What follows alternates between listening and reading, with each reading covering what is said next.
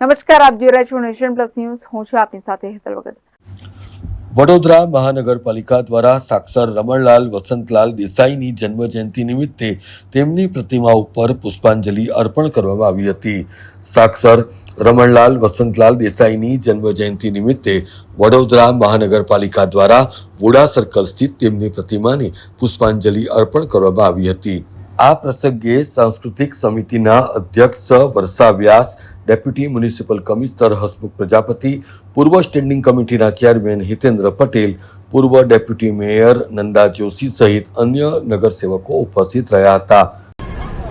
વડોદરા મહાનગરપાલિકા દ્વારા સાક્ષર રમણભાઈ દેસાઈના જન્મજયંતિ નિમિત્તે પુષ્પાંજલિ કરતાં અમે ખૂબ ગૌરવ અને આનંદની લાગણી અનુભવી છે.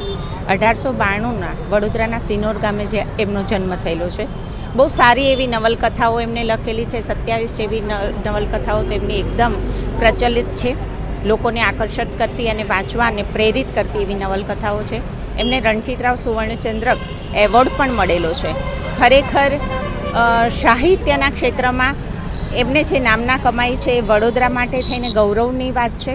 સાથે જ આપણા ગાયકવાડ સરકારની અંદર પણ એમને કામ કરેલું છે.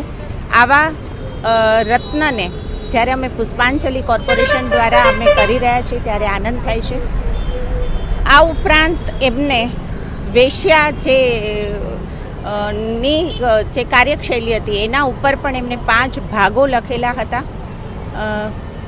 એ સાથે કોર્પોરેશનની સાથે આજે જેમને આ મૂર્તિ માટે થઈને પ્રેરિત થઈને જેને કરેલું છે એ પણ ફેમિલી અમારી સાથે જોડાયેલું છે. આનંદ અને ગૌરવ સાથે અમે વડોદરાના સિનોર ગામના જન્મ થયેલા રમણભાઈ દેસાઈની પુષ્પાંજલિ કરતા આનંદ અનુભવી છે. ધન્યવાદ. Bureau report, nation plus news, Vadodara.